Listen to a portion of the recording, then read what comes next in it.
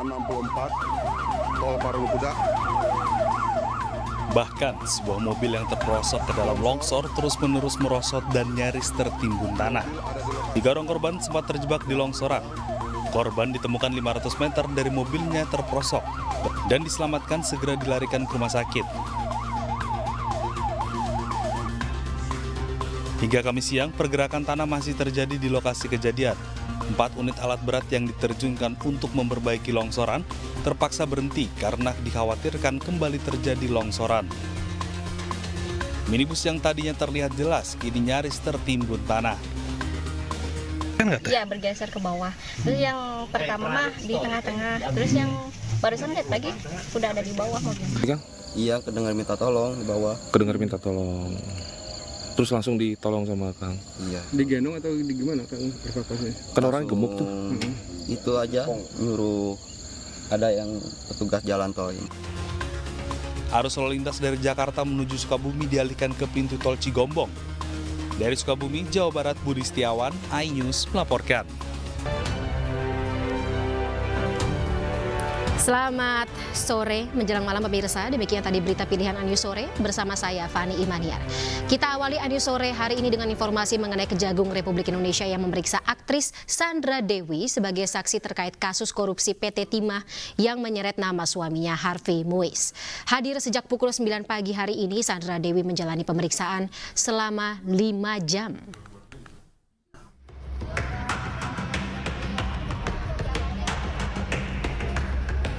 Sandra Dewi memenuhi panggilan Kejagung RI untuk diperiksa sebagai saksi terkait kasus korupsi yang melibatkan suaminya Harvey Muiz. Hadir sejak pukul 9 pagi, Sandra Dewi didampingi oleh 2 orang kuasa hukumnya. Pemeriksaan dilakukan untuk memilah keterkaitan rekening yang telah diblokir oleh Kejagung beberapa waktu lalu. Ya, hari ini kita lakukan pemanggilan terhadap saksi SD dalam rangka untuk meneliti terhadap beberapa rekening yang telah kita blokir tempo hari dalam rangka untuk memilah ya mana yang diduga ada kaitannya dengan tindak pidana yang diduga dilakukan oleh saudara HM dan mana yang tidak terkait, sehingga diharapkan kita tidak melakukan tindakan kesalahan dalam penyitaan, hanya sekedar untuk memilah dan memilih saja ya. Sebelumnya, Kejagung telah menetapkan Helena Lim dan Harvey Muiz sebagai tersangka dalam kasus dugaan korupsi PT Timah Tbk. Harvey Muiz dan Helena Lim merupakan 2 dari total 16 orang tersangka yang sudah ditetapkan Kejagung RI. Dari Jakarta, Wenda Nura, Muhammad Fakih, iNews melaporkan. Tim penyidik Jampitsus Kejagung telah menetapkan 16 orang tersangka kasus dugaan korupsi tambang timah ilegal di wilayah izin usaha pertambangan PT Timah tahun 2015-2022. Selain Harvey Muiz dan Crazy Rich Pig Helena Lim, para tersangka merupakan pengusaha dan petinggi perusahaan tambang swasta.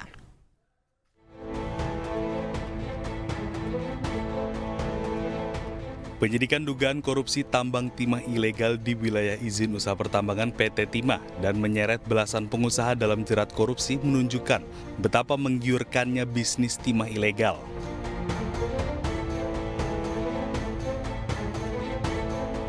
Kejaksaan Agung telah menetapkan 16 tersangka. Harvey Muiz, suami aktris Sandra Dewi, merupakan tersangka ke-16. Crazy Rich Pantai Indah Kapuk, Helena Lim lebih dulu ditetapkan tersangka dan ditahan Kejagung. Pada 16 Februari lalu, Jamdipsus Kejagung menetapkan 5 orang tersangka. Mereka adalah Mohtar Riza Fahlevi, Direktur Utama PT Timah 2016-2021, Emil M. Rinda, Direktur Keuangan PT Timah, pengusaha tambang di Pangkalan MB Gunawan dan Suwito Gunawan, serta Direktur Utama CV VIP berinisial Hasan Cihi. Tersangka lainnya adalah Direktur Operasional PT Timah Alwin Albar, serta pihak swasta lainnya yakni Kwang Yung, Robert Indarto, Tamron alias Aon, Ahmad Albani, Suparta, Reza Ardiansyah, Rosalina, dan Tony Tamsil. Kejagung masih terus menelusuri aset 16 tersangka. Akibat korupsi tersebut, nilai kerugian negara mencapai 27 triliun rupiah. Kita beralih ke informasi lainnya pemirsa. Ketua MK Soehartoyo menyentil ahli dari kubu Prabowo Gibran, Margarito Kamis, yang hanya ngegas untuk menjawab pertanyaan yang ia kuasai saja. Pernyataan Ketua MK ini pun juga mengundang gelak tawa. Pertanyaan dari Yang Mulia Hakim Arsul Sani belum jawab berkaitan dengan konsistensi ahli. Oh iya. Ya, penting saya kira untuk dijawab itu. Sudah tadi. Kan tadi jawab oleh jawab oleh Prof. Sali tadi itu. Saya punya Yang Mulia. Yang dari pemohon 2 yang kedua tadi. Coba diulang lagi supaya cepat, singkat saja. Ya, adanya kekosongan hukum di perkara TSM itu. Tidak, saya tidak menganggap ada kekosongan hukum. Sama sekali tidak menganggap ada kekosongan hukum. Baik, karena ahli itu kadang-kadang kalau tidak yakin melipir-melipir ditinggal itu. Nah, yang digas itu yang betul-betul dia kuasai itu. Itu ahli di mana-mana begitu. Ah, ini Pak Toyo juga ini.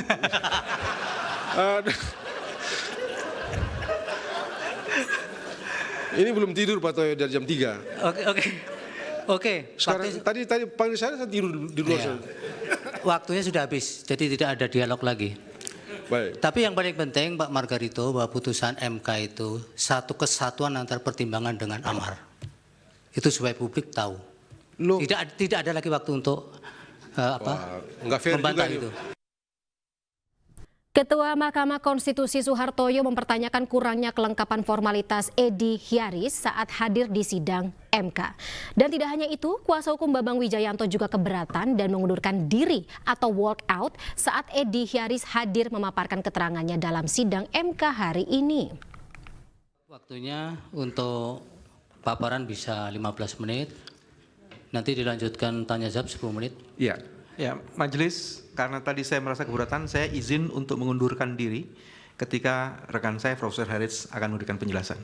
Nanti saya akan masuk lagi di saksi ahli yang lainnya. Silakan. Sebagai konsistensi dari sikap saya. Terima kasih. Ya. Majelis yang mulia, saya kira sebelum Saudara Bambang Wijayanto meninggalkan tempat. Sudah nggak apa-apa Pak Edi, itu kan haknya beliau juga. Ya, saya kira saya berhak untuk tidak terjadi karakter assassination karena begitu dikatakan oleh Saudara Bambang hari ini pemberitaan dengan seketika mempersoalkan keberadaan saya. Saya hanya ingin mengatakan secara cuma 30 detik bahwa pemberitaan yang disampaikan oleh Saudara Bambang itu tidak disampaikan secara utuh. Pada saat itu Ali Fikri juru bicara mengatakan akan menerbitkan sprindik umum dengan melihat perkembangan kasus. Dan yang kedua, status saya sebagai tersangka sudah saya challenge di Pengadilan Negeri Jakarta Selatan dan putusan tanggal 30 membatalkan status saya sebagai tersangka. Jadi saya berbeda dengan Saudara Bambang Wijayanto yang ketika ditetapkan sebagai tersangka, dia tidak men-challenge tapi mengharapkan balas kasihannya Jaksa Agung untuk memberikan deponer. Terima kasih.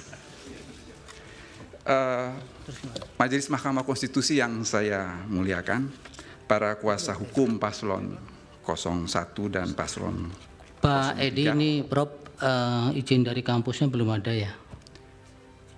Kami tidak mengajukan izin, jadi memang langsung ke sini. Surat tugas kalau ingin ya sudah, nanti keterangannya kami yang menilai karena ini bagian dari kelengkapan formal. Baik.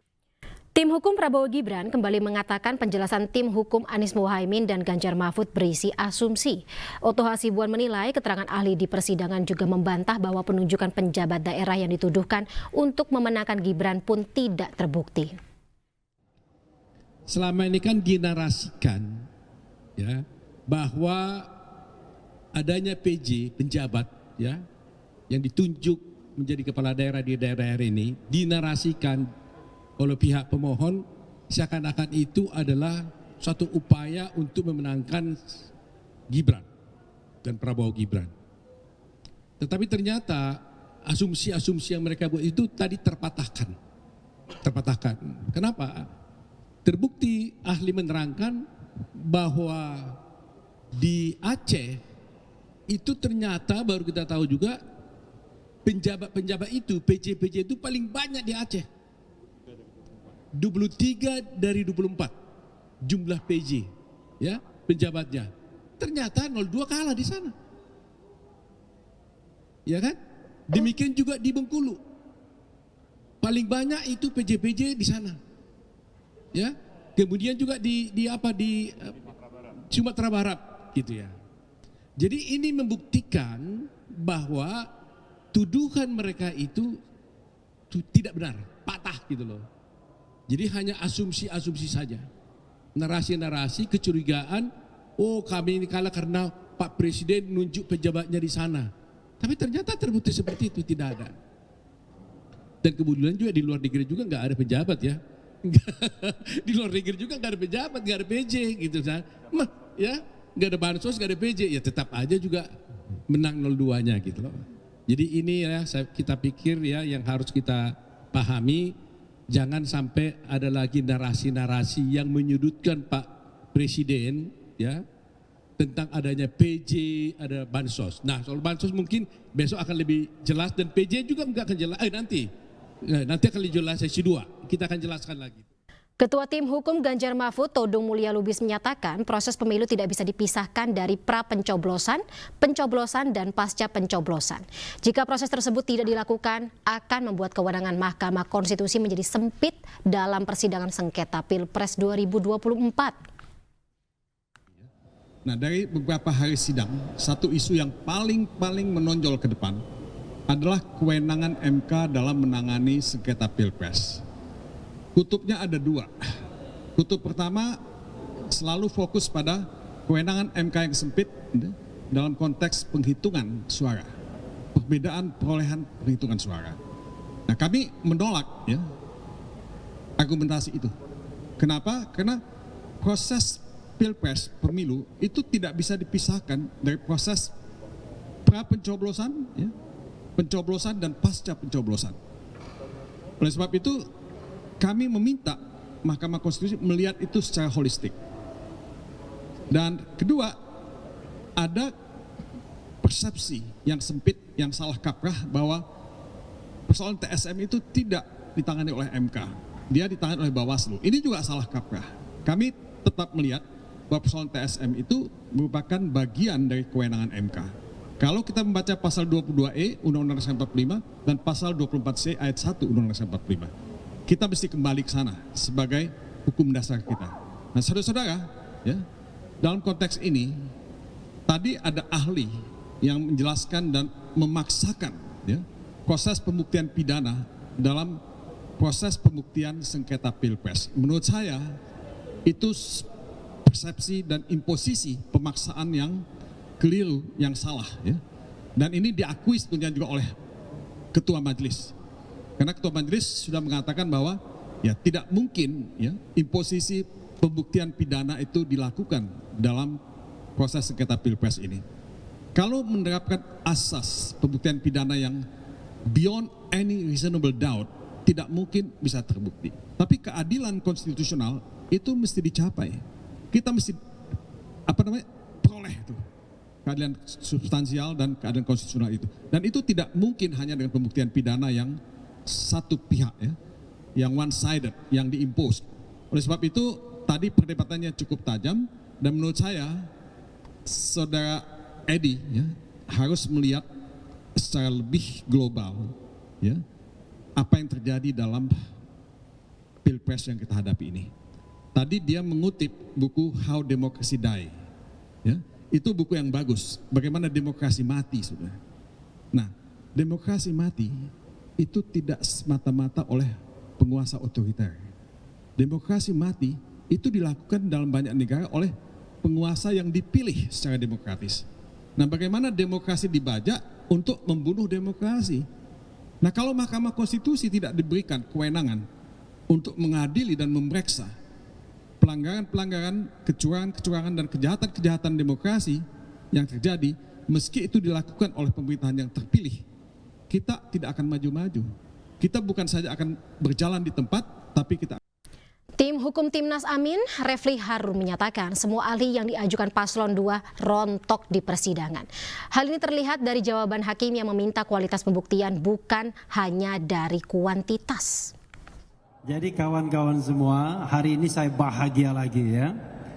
Disodorkan oleh paslon 02, 6 ahli rontok semua. Terutama ahli 1, ahli 2, ahli 3, ahli 4. Dan ahli 5 juga sebenarnya. Karena semua ahli ini mendalilkan bahwa MK itu hanya hitung-hitungan. Kan begitu ya? Ahli Asrun begitu bilangnya. Kemudian ahli Khair Ramadan juga bilang begitu. Ahli siapa lagi? Margarito Kamis, walaupun hari Kamis tetap bilang begitu. Kemudian ahli Amiduddin Ilmar ngomong begitu, dan Edi Hiari to some extent ngomong begitu juga dalam perspektif pidana. Yang terakhir memang tidak bicara begitu karena dia pemerintahan, ahli administrasi. Apa yang bisa teman-teman lihat? Itu udah tertolak oleh pernyataan hakim MK sendiri di persidangan, ya. Prof. Saldi mengatakan, coba lihat itu kualitatif atau kuantitatif? Kualitatif. Selesai sudah.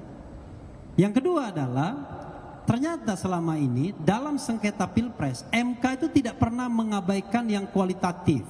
Tidak pernah. Baik pada putusan pertama 2004 maupun putusan terakhir 2019. Soalnya belum meyakinkan untuk dimenangkan. Jadi pada 2004 hal kualitatif itu sudah dijawab oleh MK. Jadi MK tidak terhalang untuk menyidangkan hal-hal yang sifatnya kualitatif kalau itu berkaitan dengan prinsip-prinsip pemilu yang luber dan jurdil. Pada 2019 MK menjawab komplain tentang Ma'ruf Amin yang sifatnya kualitatif. Makanya saya katakan dari 6 ahli ini sia-sia. Mudah-mudahan 6 ahli itu tidak dimarahi oleh paslon. Pemirsa, sepekan jelang Lebaran, arus lalu lintas di sekitar gerbang tol Cikampek Utama atau Cikatama masih terpantau ramai lancar. Meskipun ada peningkatan jumlah kendaraan, namun belum terjadi kepadatan di gerbang tol tersebut. Arus lalu lintas di gerbang tol Cikampek Utama terpantau ramai lancar, belum terjadi lonjakan volume kendaraan yang signifikan. Meski demikian, pihak kepolisian menyiapkan langkah antisipasi dengan rekayasa lalu lintas ganjil genap, kontraflow, dan one way pada 5 April besok. Selain itu, pihak PT Jasa Marga juga memberikan diskon tarif tol sebesar 20% yang berlaku hingga Jumat besok. Sementara kepadatan penumpang juga mulai terlihat di stasiun Pasar Senen Jakarta. Meski Lebaran masih 6 hari lagi, namun mereka mengaku memilih mudik lebih awal demi menghindari penumpukan jelang Lebaran. Antrian penumpang di pintu keberangkatan stasiun Pasar Senen sudah terlihat sejak Selasa pagi. Selain itu, kepadatan penumpang juga memenuhi area ruang tunggu di depan pintu masuk stasiun. Menurut informasi dari PT KAI, di 6 hari jelang Lebaran, 261.000 lebih tiket kereta api masih tersedia untuk keberangkatan tanggal 10 hingga 21 April 2024, baik melalui stasiun Pasar Senen maupun stasiun Gambir.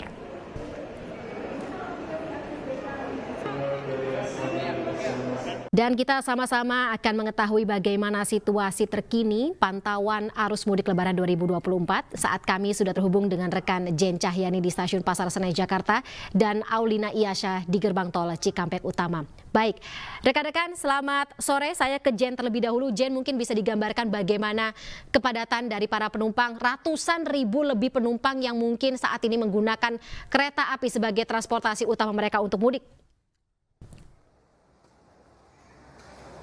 Baik, Fani dan juga pemirsa, bisa saya gambarkan ya tepat di belakang saya di area ruang tunggu stasiun Pasar Senen. Ini memang jam-jam lagi rame-ramenya ya Fani dan juga pemirsa. Ini kalau dari pantauan kami, jam favorit untuk keberangkatan para calon penumpang di stasiun Pasar Senen ini terjadi pada pagi hari dan juga sore hingga menjelang malam hari nanti. Dan ini menjadi jam favorit keberangkatan calon penumpang yang berangkat dari Jakarta ya, khususnya dari stasiun Pasar Senen. Dan Fani bisa dilihat ini di belakang saya ada antrian. Ini adalah antrian masuk dari pintu masuk stasiun Pasar Senen menuju ke peron untuk nantinya mereka masuk ke gerbong kereta. Dan di sini juga ada antrian untuk pencetakan tiket. Jadi mereka ini yang belum mencetak tiketnya bisa mencetak secara mandiri melalui alat yang sudah disediakan di stasiun Pasar Senen. Kemudian mereka bisa mengantri untuk masuk ke dalam peron kereta, begitu Fani. Dan sebagai informasi dari PT KAI sendiri ini menyampaikan bahwa masih ada 261.000 tiket atau kursi yang masih tersedia bagi para calon penumpang yang belum mendapatkan tiket, dan ini bisa dibeli untuk periode keberangkatan tanggal 10 hingga 21 April 2024. Dan ini diantaranya untuk yang berangkat dari stasiun Gambir ada 141.000 tiket, dan dari stasiun Pasar Senen ada 120.000 tiket atau kursi keberangkatan begitu. Dan ini tujuan favorit para penumpang yang datang, maksud kami yang berangkat dari Jabodetabek ini masih dipegang pada area Jawa Tengah dan Jawa Timur seperti Semarang, Yogyakarta, Surabaya dan juga Malang. Jadi bagi para penumpang yang ingin berangkat dari stasiun Pasar Senen khususnya ini bisa datang. Kemudian di sini juga ada layanan porter ya untuk membantu membawakan barang mereka dari area luar atau pintu masuk hingga nantinya ke dalam gerbong kereta begitu. Dan sampai saat ini suasana di stasiun Pasar Senen masih ramai, hingga malam nanti diprediksi juga akan ramai ya karena masih di jam-jam favorit keberangkatan kereta api. Dan pemirsa, untuk mengetahui situasi atau pantauan arus mudik di Tol Cikampek Utama, kami telah terhubung dengan Aulina Iyasha. Aulina, silakan dengan laporan Anda.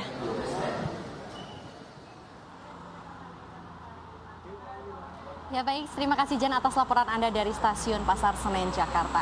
Dan pemirsa, memang pantauan saya di sekitaran gerbang tol Cikatama dari siang tadi hingga pukul 18.38 ini memang masih terlihat ramai lancar. Baik itu dari jalur yang menuju Trans Jawa ataupun jalur yang menuju ke Jakarta. Ya meskipun memang terlihat ramai lancar, namun memang ada sedikit peningkatan yang cukup signifikan dari hari kemarin atau lebih tepatnya dari tanggal 3 April kemarin. Memang sedikitnya ada 26.000 kendaraan yang menuju arah Trans Jawa dan ada juga 15.000 kendaraan menuju arah Jakarta. Dan juga memang untuk kendaraan sendiri masih bisa melaju dalam kecepatan 60 hingga 80 km per jam. Dan juga saya ingin memberikan informasi mengenai sistem yang akan diberlakukan di sekitaran gerbang tol Cikatama hingga seterusnya ini, yaitu seperti tahun-tahun sebelumnya, yakni ada 3 mengenai sistem kontraflow dan juga one way dan juga ganjil genap. Ketiga sistem ini akan diberlakukan pada esok hari, yaitu 5 April hingga 7 April, dimulai dari pukul 2 siang hingga pukul 12 malam. Dan untuk tanggal 8 hingga 9 April 2024, seperti yang kita ketahui akan lebih mendekati hari Lebaran, sistem dari one way, ganjil genap dan juga kontraflow akan lebih dimajukan kembali dimulai dari pukul 8 pagi hingga 12 malam. Dan untuk kilometer sendiri dari untuk one way itu akan dimulai dari kilometer 72 hingga 414, dan untuk kontraflow akan dimulai dari kilometer 36 hingga 72, dan untuk ganjil genap akan dimulai dari kilometer 0 sampai dengan 414. Dan juga ada sedikit informasi menarik, yaitu mengenai diskon tarif tol yang memang jika Anda melalui gerbang tol Cikatama dan men-tap in kartu, Anda akan terkena potongan sebesar 20%.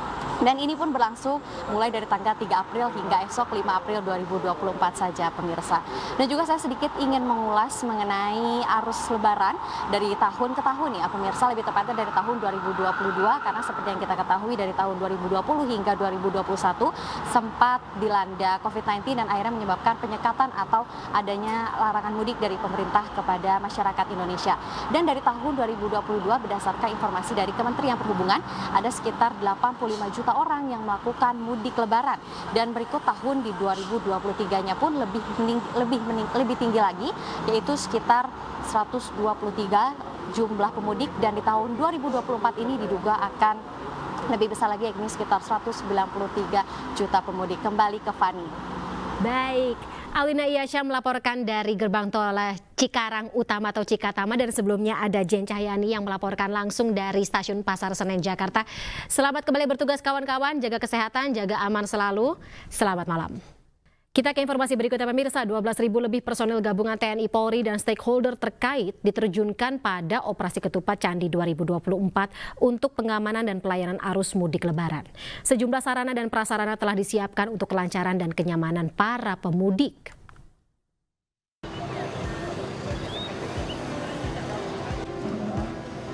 Apel bersama personel gabungan TNI Polri dan stakeholder terkait kesiapan pengamanan operasi ketupat Candi 2024 digelar di lapangan parade Komplek Kodam 4 di Ponorogo. Kapolda Jawa Tengah, Irjen Pol Ahmad Lutfi memastikan TNI Polri dan stakeholder akan bertugas maksimal mengamankan mudik lebaran 2024. Sebanyak 12.506 personil gabungan nantinya akan tersebar di 142 pos terdiri dari pos pengamanan, pos pelayanan, dan pos terpadu. Selain itu, Kapolda juga menjelaskan kesiapan jalur arus mudik di Jawa Tengah, yakni jalur Pantura dan jalur Selatan. Sedangkan untuk di lajur tol, menjadi prioritas utama dan akan dilakukan one way nasional pada tanggal 5-9 April. Kapolda juga mengucapkan terima kasih kepada PT Sukun Wartono Indonesia yang telah membantu berdirinya 50 pos keamanan ketupat Candi 2024 serta apresiasi lomba pospam di Jawa Tengah. Prinsip kita Polri, TNI, dan stakeholder komponen masyarakat siap dalam rangka menjamin kehadiran negara memberikan pelayanan pada masyarakat kita yang akan mudik di Jawa Tengah. Terus terima kasih Sukun, sudah ada berapa pos, 49 pos Sukun dibantu. Jadi tidak hanya masyarakat, Sukun pun membantu kegiatan kita sehingga meringankan beban para petugas maupun. Kapolda juga mengingatkan agar para pemudik selalu menjaga kesiapan dirinya selama dalam perjalanan, terutama saat pemudik dari Jakarta telah sampai di Jawa Tengah yang merupakan titik lelah. Dari Semarang, Jawa Tengah, Kristadi, iNews melaporkan. Pemirsa, lonjakan kendaraan penumpang mulai terlihat di Pelabuhan Merak, Banten sejak Kamis pagi, di mana ratusan kendaraan memenuhi kantong parkir di 7 dermaga dan mengantri masuk ke lambung kapal.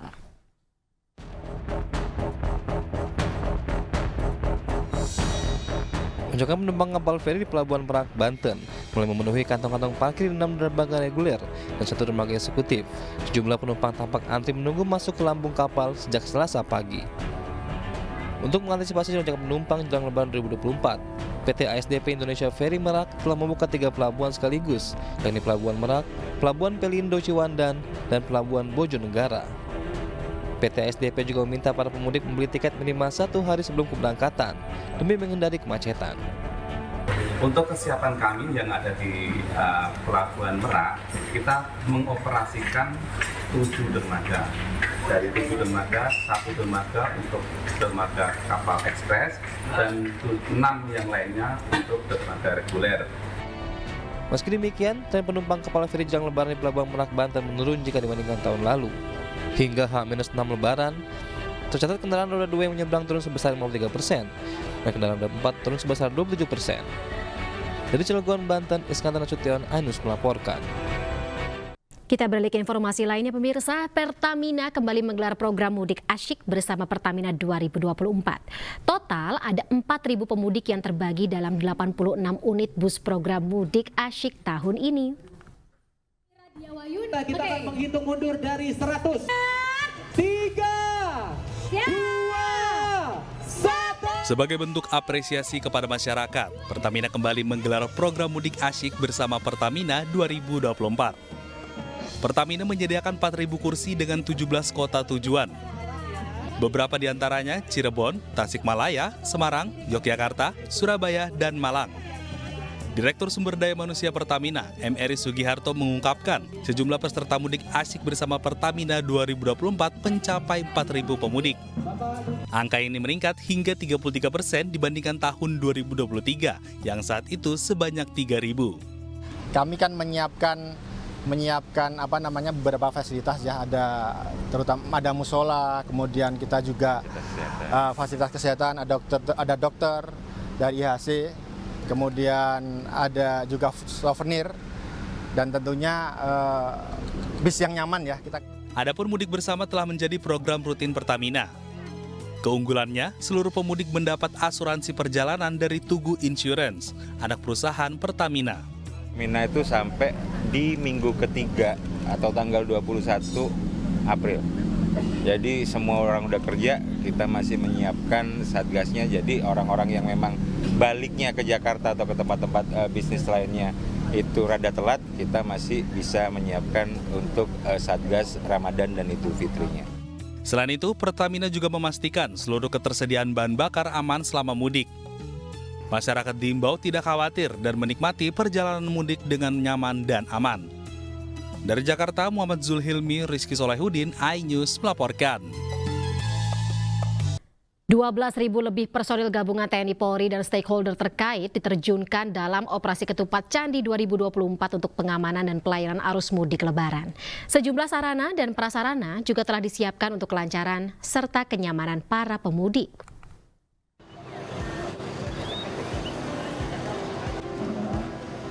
Apel bersama personel gabungan TNI Polri dan stakeholder terkait kesiapan pengamanan operasi ketupat Candi 2024 digelar di lapangan parade Komplek Kodam 4 di Ponorogo. Kapolda Jawa Tengah, Irjen Pol Ahmad Lutfi memastikan TNI Polri dan stakeholder akan bertugas maksimal mengamankan mudik Lebaran 2024. Sebanyak 12.506 personil gabungan nantinya akan tersebar di 142 pos terdiri dari pos pengamanan, pos pelayanan, dan pos terpadu. Selain itu, Kapolda juga menjelaskan kesiapan jalur arus mudik di Jawa Tengah, yakni jalur Pantura dan jalur Selatan. Sedangkan untuk di lajur tol, menjadi prioritas utama dan akan dilakukan one way nasional pada tanggal 5-9 April. Kapolda juga mengucapkan terima kasih kepada PT Sukun Wartono Indonesia yang telah membantu berdirinya 50 pos keamanan ketupat Candi 2024 serta apresiasi lomba pospam di Jawa Tengah. Prinsip kita, Polri, TNI, dan stakeholder komponen masyarakat siap dalam rangka menjamin kehadiran negara memberikan pelayanan pada masyarakat kita yang akan mudik ke Jawa Tengah. Terus terima kasih Sukun, sudah ada berapa pos, 49 pos Sukun dibantu. Jadi tidak hanya masyarakat, Sukun pun membantu kegiatan kita sehingga meningkatkan beban para petugas maupun. Kapolda juga mengingatkan agar para pemudik selalu menjaga kesiapan dirinya selama dalam perjalanan, terutama saat pemudik dari Jakarta telah sampai di Jawa Tengah yang merupakan titik lelah. Dari Semarang, Jawa Tengah, Kristadi, iNews melaporkan. 6 hari jelang Lebaran, ribuan pemudik yang menggunakan sepeda motor dari Jabodetabek mengarah ke Pulau Jawa mulai ramai di jalur Pantura, Cirebon, Jawa Barat. Mereka pilih mudik lebih awal untuk menghindari kepadatan yang terjadi di jalur Pantura.